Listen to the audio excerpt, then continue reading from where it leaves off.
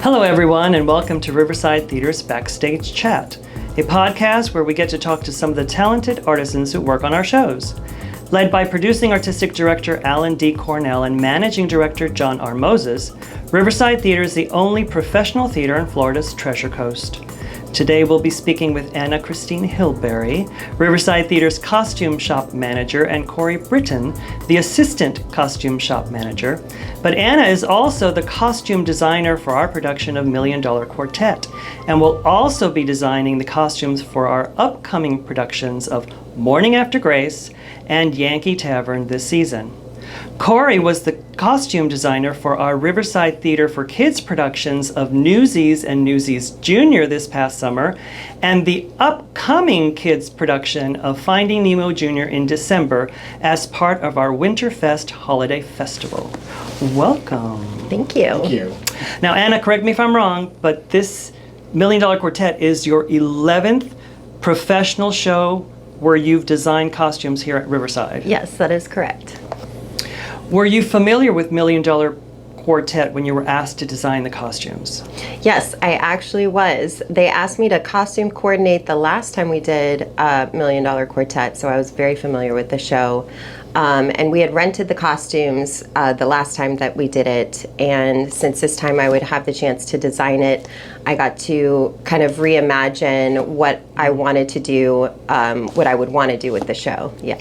Now, how far back in the process, how long have you been working on the design for the show? I found out that I would be designing the show, I think in May when we were doing Honky Tonk Angels, so right then and there I started researching, images and pictures from when they had the recording at Sun Records, and so I really started in May and just kind of slowly worked on it throughout the summer. Now, in your design, do you get ideas from the director? Is he giving you sort of his thoughts and possibly input? Yes, absolutely. Greg was amazing to work with. What I did is I sent him kind of a plot for everybody with images of the costumes that I had in mind. Some had different options for, shirts or pants or shoes. And so I sent that to Greg, and we had a phone conversation, realized we were on the same page as far as all the styles and looks went. There was a few tweaks that Greg wanted to make. He had imagined Diane to be in more of a lavender dress, so we had changed the color of the dress that I had originally had on her, and I really went back to the drawing board for the silhouette that we ended up with for Diane, and Greg definitely had his notes for me when we went through what the looks were, that I had options for all the actors, and we just really collaborated as far as putting those looks together. I saw you and Corey working on her dress, her beautiful dress, yeah. And it really stands out in the show, especially with the lighting and everything. It's such a beautiful piece. Now, do you as a designer have to know what the performer is doing on stage in these costumes in order to design it properly? Yes, absolutely. So one thing I really wanted to achieve with Diane's dress was, I love doing shows that you can buy vintage pieces. Now, her specific dress, we couldn't purchase anything that looked like that, but we were able to purchase the fabrics, and we went through several patterns together to look at the different silhouettes for 1956, and put all that together for Diane. And when we were in her fitting, we asked her, what movements are you doing in this dress? And we discovered really quickly that she needed to be able to do a lot of arm movement and had a lot of tambourine work, and there was a lot of hitting of the tambourine on the dress. So yes, we definitely, we had some sleeve options to build and to make sure that she could move. And I want to say in rehearsals, we even little things like Ian we had to make sure that his shoes were rubbered because he's holding a base that Chance is crawling on top of. And so the last thing he wanted was to slip in his shoes holding a bass and another person. So things like that, yeah, we're constantly. You mentioned something about vintage. Are any of these costumes, do they have any piece that's sort of vintage? Yes.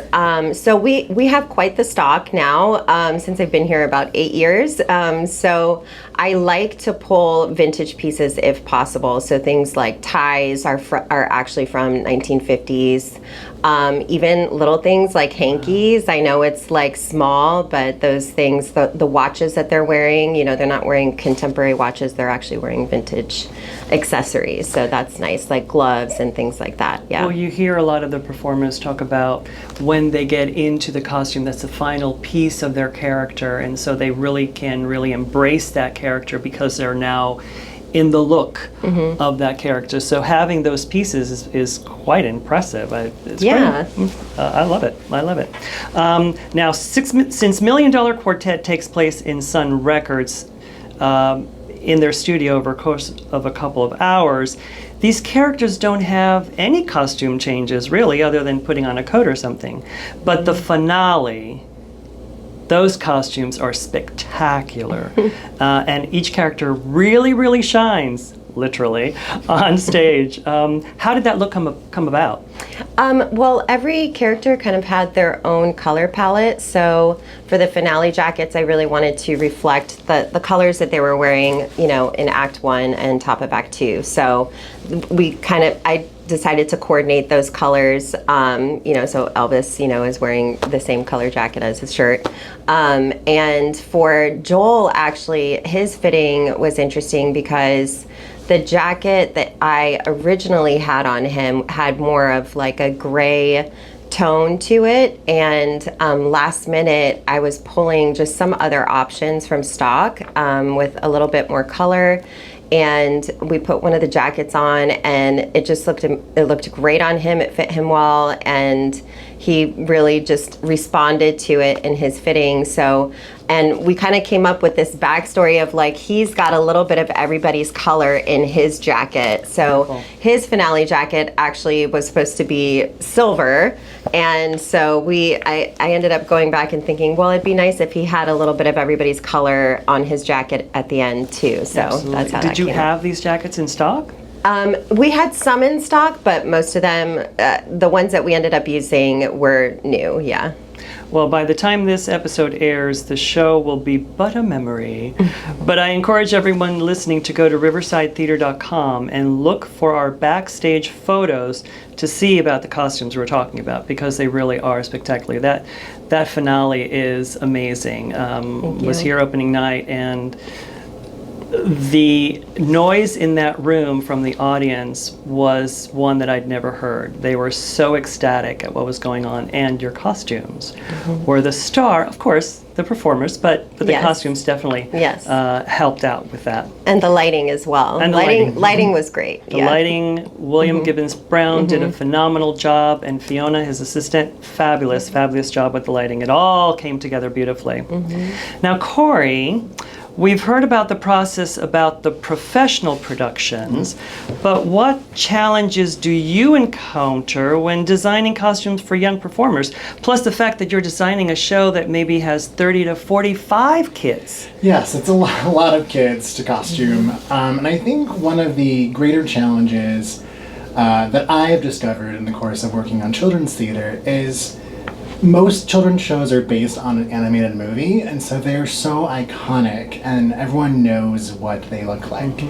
More often than not, they're animals or things like that. So it really makes designers like myself and Anna, you know, think outside the box of how do we create these animals in a way that's not necessarily just putting an animal suit on a stage, or, you know, just like having fun with it, and not being as literal as a recreation would be.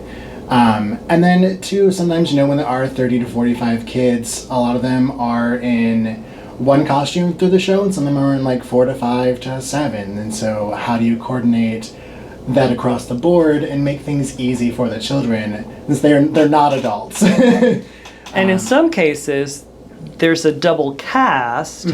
So do you, one cast does performance one day, another cast does a performance another day. You have to take that into account as well, so that the costume kind of sort of is for both of them. Yeah, so sometimes you can use the same costume for the children that are double cast. Sometimes it's entirely separate. It just depends on what it is and who those kids are. And the same thing for the main stages too. It just depends. Well, the one thing that sort of works for both, I mean, I don't want to say limits you, but budget. How do you stretch your budget to make sure that the vision, obviously the director's vision and your vision, comes to fruition on stage? So a lot of what I think we do in our planning is we go to our stock. We do an extensive stock warehouse, and we try to pull as much as we can and find ways to repurpose it that it still fits in our vision and what we want it to look like in the end. And then from there we go forward and we can say we want to buy this piece, we need to purchase these things if we don't have something that would also work from our stock. So it's a lot of planning. And we have a big fabric wall, as you know. So there are times that we're like, you know what, we can build this, and Corey whips up a pattern and just, starts cutting away, and next thing you know, we have a new piece to fit. We actually built Jerry Lee's jacket for the finale. So, wow. Because there was no jacket that existed in the style that we wanted or in the color that we wanted. So we purchased the sequin material and for Diane's finale costume, the dress. Yes. Is that an overlay? Is that a totally different dress? It's a totally new dress. It's the same pattern, same base fabric, the satin, but then the sparkle sequin fabric replaces what the velvet was in the first dress. Yeah. Beautiful. Absolutely beautiful. Two identical dresses. Yeah, doubles. Now, you talked about the stock, and let me just say that the costume shop is busy. It is a year-round operation. Whether you're designing the costumes or working with outside designers, you're overseeing 6 to 7 professional productions and 3 to 4 kids productions, and each production could have dozens of performers. How many costume pieces would you say you handle over the course of a year? Oh my gosh. If I'm being honest, I would say it's in over 1,000 because, and if you're counting everything that we pull, thousands. Because, as you know, I'll count how many notes we have to do for a large musical, and just based off of the alterations list that we'll have for something like Jersey Boys, we're looking at 250 alterations, and usually it's a good amount of costumes. I would say like 200 at least for a large musical that we're handling. And so knowing that that's the 200 that you see on stage, but there's a lot more costumes that were fitted that we cut or that we didn't use, or costumes that you never see that go on understudies. So we had understudies for $1 Million Quartet. So that was another, round of fittings and different looks that we had to fit because they're also different people. So yeah. We sometimes do also costume the crew, the band. So those are also if they need to come on stage to move scenery or something. Yeah, or if for the band, Ronky Tonk was in the back the entire time, so we costume them to match the theme of the show. That's but amazing. Yes, thousands of pieces if you're counting shoes and even just undergarments, bras, tank tops, shirts, and, undershirts, socks. Now, you talk about having a stock. I mean, in the 8 years you've been here, and Corey's second incarnation because he was here before and he's back, I'm sure your stock has grown, and what we mean by stock is the accumulation of all these costumes that you built or purchased throughout the years, and you have it all categorized and colorized and all the other I's to make sure you have something for whatever the show might need. Right.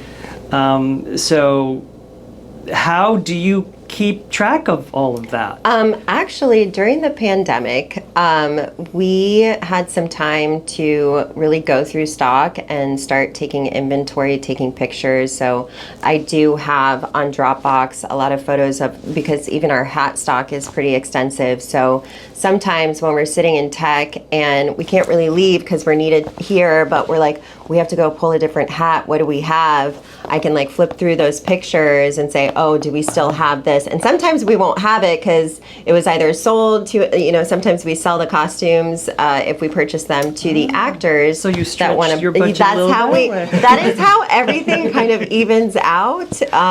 You know, so if we're like a little over budget, I'm like, we're going to make it back because they're going to buy their shoes and they love their costumes, so they're going to buy, you know, this or that.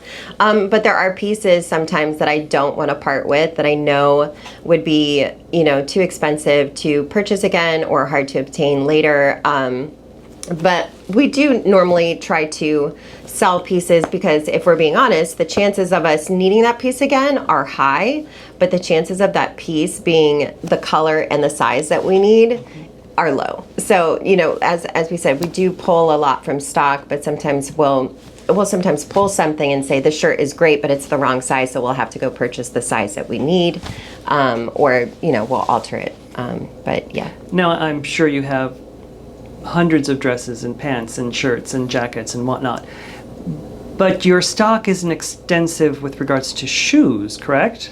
Yes, we do have a lot of shoes.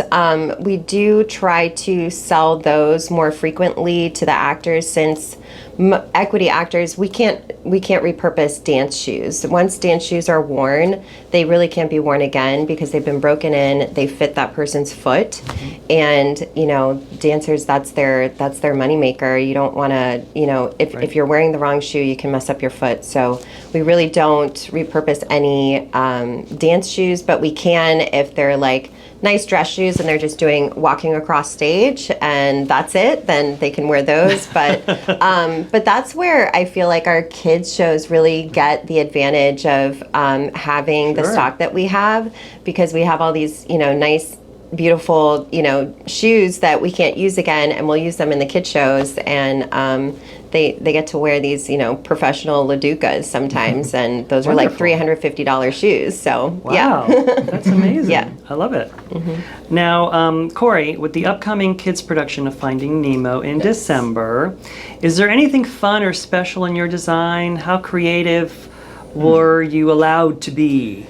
Yeah, so the interesting thing about Finding Nemo in our production is we're actually using a lot of puppets in the show, which we're renting a package from another theater company. And so a part of my design is designing the kids to match the puppets. And so kind of doing a color coordinating, almost what is called Disney bounding with the kids. So they wear matching colors, but we're not doing typical fish costumes. And then the ones that don't have coordinating puppets, we're going to add pieces that represent the animal or the fish they're supposed to be. That's great. So, that's exciting. Yeah. Everyone listening, you should come and see it. Sort of, you have a little information that others won't have. And Anna, we're recording this while $1 Million Quartet is still playing. Have you already started thinking about designs for Morning After Grace and Yankee Tavern, which are in January and in March of next year? Absolutely. I started working on those this summer. I have the costume plots. I have my list of, you know, sources of where I want to purchase things from. So that has been started, and we actually just had a meeting with Brad, the designer for Jersey Boys, so we were talking about builds for that probably like an hour ago, and he's working on Finding Nemo. So we're always working on several shows at a time. There's no way that we could just maybe focus on one at a time. It would. So you've started. Yeah. Both of you have started your design plan without knowing who's going to be in these costumes. Right. How flexible do you have to be with regards to the design? Pretty flexible, because you just don't know. Sometimes the actors It's still a look. Yes, it's still a look. Yes.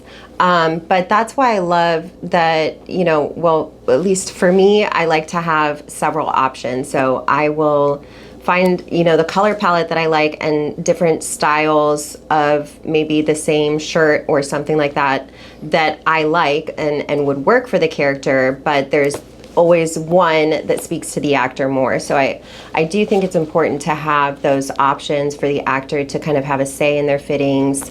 about what they're comfortable wearing, and because even in Million Dollar Quartet, there were just certain things that I thought were for sure, this was going to be a yes, and it was a no, and we tried on something else, and it was an yes.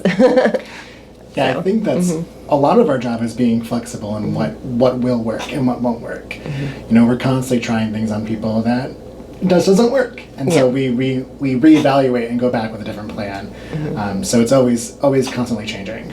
I'm sure in reading a script for a show and they detail the character, it's a lot easier, but a majority, I would say, of the scripts that are out there don't give you any details of the character other than, well, it's an older lady, a younger man. So you have to sort of come up with what you feel would work. And then, again, the director is the captain of the ship, so you make sure that he's taken care of. Anything we want to encourage all the listeners to go to riversidetheater.com and to look for our backstage photos and really see, at least for Million Dollar Quartet, some of these amazing photos that are already out there, and to look forward to, and Newsies is on there too, so look forward to Finding Nemo and Morning After Grace and Yankee Tavern are coming through this season. So I want to, anything you want to say, last bit of wisdom to impart on people who don't necessarily know about costumes? I mean, we all think that we know costumes because we usually dress ourselves, but it's not as easy as all that. No, it's not just one thing. It's there's a lot that goes into what you see on stage, and like we've discussed before, the process is quick, and so there's a lot that we have to have ready and prepared for before the actors arrive, and then we have the 2 weeks of rehearsal that they come in, and we really just hit the ground running, do fittings the first 2-3 days of rehearsal. They're needing rehearsal pieces that first week and second week that they're in rehearsals, shoes, all of that. And then we're also doing the alterations those 2 weeks leading up to tech. And, and even in tech, sometimes things change because you see a costume against one of the walls and you're like, that person is blending into the wall, or, the lighting, or, sometimes we just have to be ready, almost always ready to change something out or switch something out to make it work, and to really, put our best foot forward and make sure that everybody's, happy and taken care of and looking their best. Well, both of you are amazing. You're very talented artisans because it takes a special eye to design costumes so that they stand out and they give the performer the sort of appearance of that character. So costumes are very important. So I thank you for that. I want to thank you both for taking some time off of your work and being part of our podcast today. So thank you, Anna, Christine Hillbery, and Corey Brittain for the time you spent with us and giving us a little more insight into the world of costumes and designing them for our productions. That's all for this episode of Riverside Theater's Backstage Chat. Please tune in next time when we go behind the scenes and talk to some more of the talented people who work on our shows. This is Oscar Sales. Thank you for listening.